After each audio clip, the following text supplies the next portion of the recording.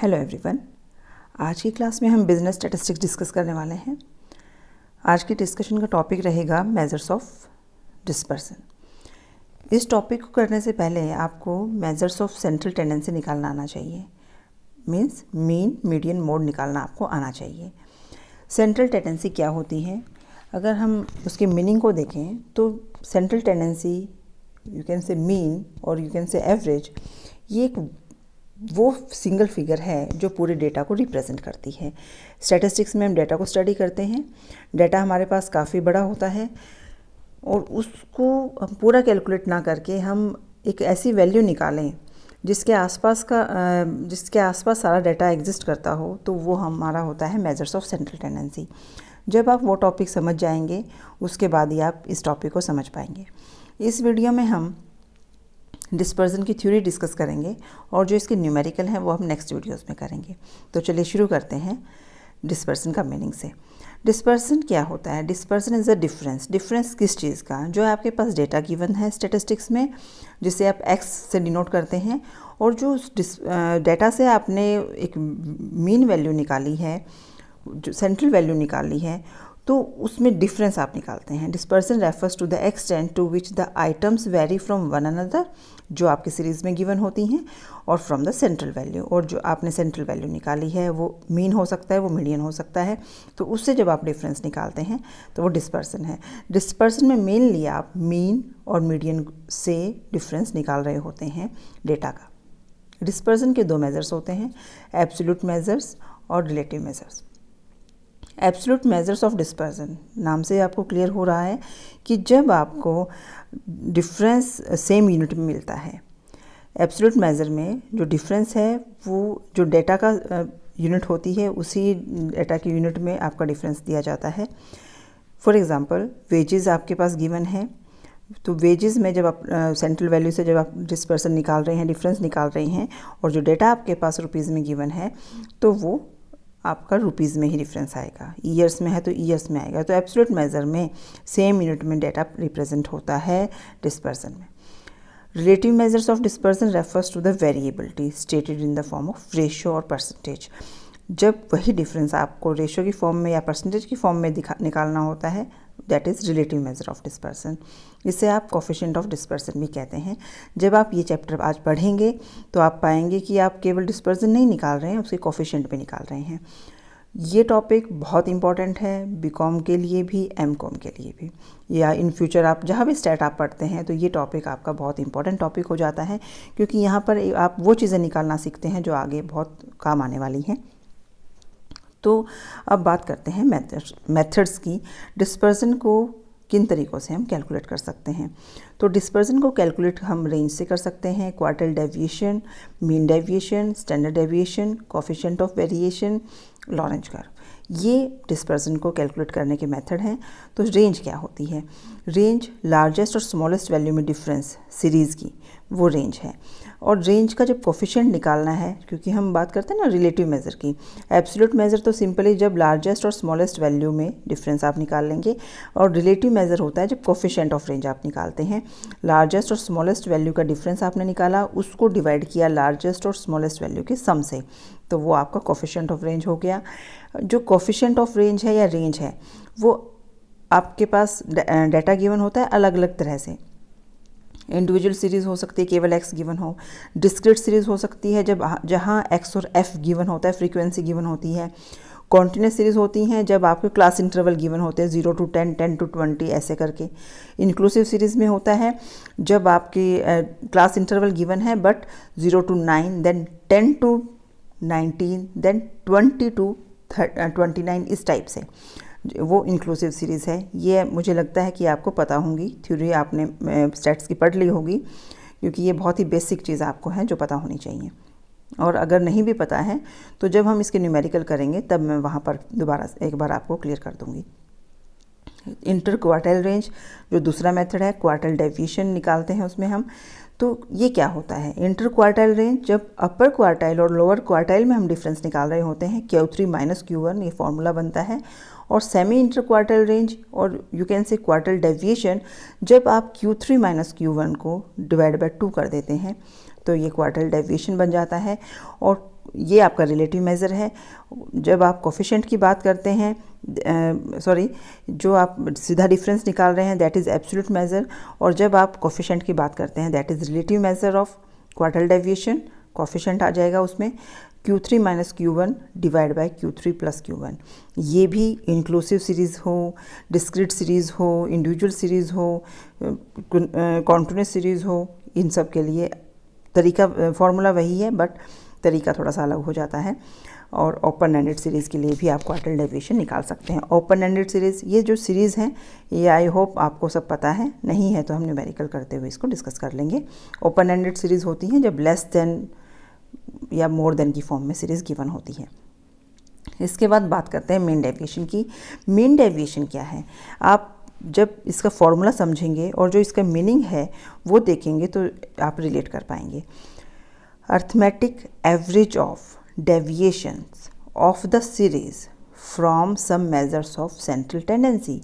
ये central tendency mean हो सकता है, मीडियन हो सकता है ना। तो मीन डेविएशन, तो इसको हम जो समझते हैं mean deviation from mean, mean deviation from median, ये दो तरीके से निकाला जाता है।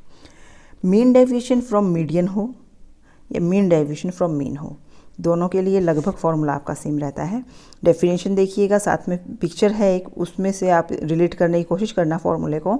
जब आप मीन डेविएशन फ्रॉम मीडियन निकाल रहे हैं, मैं फॉर्मूला पढ़ रही हूँ सामने जो पिक्चर है उसमें से, तो इसमें आप डेविएशन निकालते हैं पहले सेंट्रल वैल्यू से। फॉर एग्जांपल मीडियन से जब आप निकाल रहे हैं ना डेविएशन, तो x माइनस m कर देंगे, मीडियन कर देंगे, डेविएशन आ जाएगा, उसको टोटल कर लेंगे और डिवाइड बाय n कर देंगे। तो ये आ गया अर्थमेटिक एवरेज किसका, डेविएशंस का। डेविएशन किससे निकाले, किसी सेंट्रल वैल्यू से निकाले जो कि मीन या मीडियन हो सकता है। ऐसे ही मीन डेविएशन फ्रॉम मीन जब आप निकालते हैं तो x जो आपके पास डाटा गिवन है उसको आप डेविएशन निकाल रहे हैं, उसका डिफरेंस निकाल रहे हैं मीन से, निकाल लिया, डेविएशन आ गया, उसको टोटल किया और डिवाइड बाय n कर दिया। तो जैसे ही टोटल और डिवाइड बाय n होता है that becomes arithmetic average. Frequency distribution का के टाइप का क्वेश्चन है, उस केस में जो डेविएशन आपने निकाला, चाहे वो मीडियन से निकाला डेविएशन, चाहे वो मीन से निकाला, उसको फ्रीक्वेंसी से मल्टीप्लाई किया, उसको टोटल किया, n से डिवाइड कर दिया, दैट बिकम्स अर्थमेटिक एवरेज। ठीक है, तो mean deviation from mean, mean deviation from median, ये हो गया। बट ये तो केवल एक मेज़र है, एब्सोल्यूट जिसे हम बोलते हैं। अभी हम बात करेंगे कोफिशिएंट की। Coefficient of mean deviation from median, coefficient of mean deviation from mean. जब आपने मीन डेविएशन फ्रॉम मीडियन निकाल दिया और कोफिशिएंट अपने निकालने की बारी आती है, तो इस मीन डेविएशन फ्रॉम मीडियन को मीडियन से डिवाइड कर दीजिए। Coefficient of mean deviation from mean, इस केस में मीन डेविएशन फ्रॉम मीन आपने निकाल लिया, उसको मीन से डिवाइड कर दीजिए तो कोफिशिएंट निकल कर आ जाएगा। तो सिंपली आपको नॉर्मल फार्मूले में डेविएशंस निकालना है, उसके बाद कोफिशिएंट निकालना है। ऐसे क्वार्टल डेविएशन निकालना है, then coefficient of quartile deviation निकालना है, रेंज निकालनी है, कोफिशिएंट ऑफ रेंज निकालना है। तो ऐसे ही आपको एब्सोल्यूट और रिलेटिव मेजर को कैलकुलेट करना होता है। The next method is standard deviation, जिसे आप रूट मीन स्क्वायर डेविएशन भी कह सकते हैं। यहीं से देखिएगा, रूट निकाल रहे हैं, मीन स्क्वायर डेविएशन, मीन का स्क्वायर डेविएशन। ठीक है, तो ये भी ध्यान दीजिएगा, जो सामने आपके एक पिक्चर है उससे आप इसको रिलेट करेंगे, फॉर्मूला आप समझेंगे। सबसे ऊपर की लाइन देखिएगा पिक्चर में जो दे रखी है, सेम वही फॉर्मूले को ध्यान दीजिएगा। फॉर्मूले स्टैंडर्ड डेविएशन का एक साइन भी है, ये ज़्यादा क्लियर नहीं है, कोई दिक्कत नहीं है, हम जब इसके न्यूमेरिकल करेंगे तो और अच्छे से इसको क्लियर कर लेंगे। डेफिनेशन पढ़िएगा, it is the square root of the arithmetic mean of the squares of the deviation of the values taken from the mean. तो ये क्या है, सबसे पहली चीज़ ये स्क्वायर रूट है किसका, अर्थमेटिक मीन का। कौन सा अर्थमेटिक मीन का, of the squares of the deviation of the values taken from mean. Mean से जो वैल्यूज़ का डेविएशन जो निकल कर आया आपके पास, उसका स्क्वायर, उसके स्क्वायर को आपने फिर टोटल किया, डिवाइड बाय n किया। तो जैसे ही टोटल डिवाइड बाय n होता है दैट बिकम्स अर्थमेटिक मीन। ये सेम हो गया ना। तो जब आप डेविएशन निकाल रहे हैं, डेविएशन का स्क्वायर कर रहे हैं और फिर उसका अर्थमेटिक मीन निकाल रहे हैं टोटल करके n से डिवाइड करके, और देन उसका स्क्वायर रूट। तो ये स्टैंडर्ड डेविएशन की डेफिनेशन मैंने लिखने की कोशिश की है और आप इसको रिलेट कर लीजिए। ये मैंने इसलिए लिखा है कि आपका कई बार शॉर्ट नोट की फॉर्म में आ जाता है, तो आपको एक डेफिनेशन देनी होती है। जब आप डेफिनेशन दें, अगर आपको सिंपली फार्मूला याद हो गया है तो उससे डेफिनेशन बना सकते हैं। तो standard deviation is equal to square root of the x minus x bar square sigma then divide by n। ये फॉर्मूला आपके सामने है। कोफिशिएंट ऑफ स्टैंडर्ड डेविएशन निकलेगा। फिर पहले हम स्टैंडर्ड डेविएशन निकाल रहे हैं, उसके बाद कोफिशिएंट निकाल रहे हैं। तो उस केस में जब कोफिशिएंट आप निकाल रहे होंगे, स्टैंडर्ड डेविएशन आपके पास ऑलरेडी आ चुका है, डिवाइड कर दीजिए मीन से, क्योंकि यहाँ पर जब आप स्टैंडर्ड डेविएशन निकालते हैं तो ये मीन से ही निकलता है। तो मीन से ये डिवाइड होते ही कोफिशिएंट निकल के आ जाता है। तो ये एक फॉर्मूला आपके पास सामने है, आप इसको एक बार देख सकते हैं। The next method is variance. Variance क्या होता है? It's very easy. वेरिएंस जो है वो स्टैंडर्ड डेविएशन का स्क्वायर होता है। वेरिएंस को कैलकुलेट करने के 3 तरीके हैं, actual mean method, assumed mean method, step deviation method. ये तीनों मेथड से हम वेरिएंस कैलकुलेट करना नेक्स्ट क्लासेस में सीखेंगे। अब बात आती है कोफिशिएंट ऑफ वेरिएशन की। वेरिएशन ये भी स्टैंडर्ड डेविएशन से रिलेट करता है। जब आप कोफिशिएंट ऑफ वेरिएशन निकालते हैं, उसे सी भी बोलते हैं, स्टैंडर्ड डेविएशन को मीन से डिवाइड कीजिए और 100 से मल्टीप्लाई कर दीजिए उस वैल्यू को, तो वो आपके पास कोफिशिएंट ऑफ वेरिएशन आ जाता है। ये परसेंटेज में होता है। अब बात करते हैं लास्ट मेथड की, that is graphical method of dispersion, Lorentz curve इसे बोलते हैं। ये क्या है? सामने एक पिक्चर है, आप इस पिक्चर को देख सकते हैं। ये केवल आप देख सकते हैं, इसको समझ में अगर आपको विजिबल नहीं हो रहा है, समझ नहीं आ रहा है, तो कोई इशू नहीं है, नेक्स्ट क्लासेस में इसको हम करेंगे। तो ये क्या है? ये है एक cumulative percentage curve. It is a cumulative percentage curve in which the percentage of frequency is combined with the percentage of other items। अब ये मतलब एक डाटा जो होता है, जो डाटा एक x होता है, दूसरा f होता है। 2 सीरीज़ में होता है ना, एक फ्रीक्वेंसी गिवन होती है, एक आपके पास x गिवन होता है। साथ की पिक्चर में आप देख पाएंगे थोड़ा सा, इनकम गिवन है, नंबर ऑफ़ पर्सनस गिवन है। Income is x, number of person is f।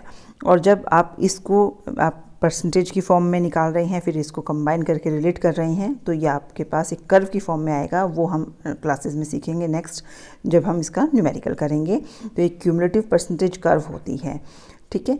तो इसके आपने पाया कि 6 तरीके से हम डिस्पर्सन निकाल सकते हैं। जो ये लॉरेंज कर्व है ना, ये थ्योरेटिकली अगर आप इसे पढ़ेंगे तो थ्योरेटिकली काफ़ी इंपॉर्टेंट टॉपिक बन जाता है। लॉरेंज कर्व जनरली यूज़ होती है जब आप degree of inequality in the distribution of income और वेल्थ स्टडी करते हैं कंट्रीज़ के बीच में। जब आप कंपेयर कर रहे होते हैं वेजेस का डिस्ट्रीब्यूशन, प्रॉफिट का डिस्ट्रीब्यूशन, तो ये जो कर्व है वो बड़ा काम की चीज़ है उस टाइम पे। ग्राफिकल मेथड ऑफ डिस्पर्सन उस टाइम काम आता है जब आप कंट्रीज़ के बीच में स्टडी कर रहे हैं, कंपनीज़ के बीच में प्रॉफिट्स की, वेजेस की स्टडी कर रहे हैं, ठीक है। तो आई होप आपको ये कुछ मेथड क्लियर हुए होंगे। तो नेक्स्ट क्लास में हम इसकी थ्योरी पढ़ने वाले हैं। तो thank you very much for watching this video. I hope this will helpful for you.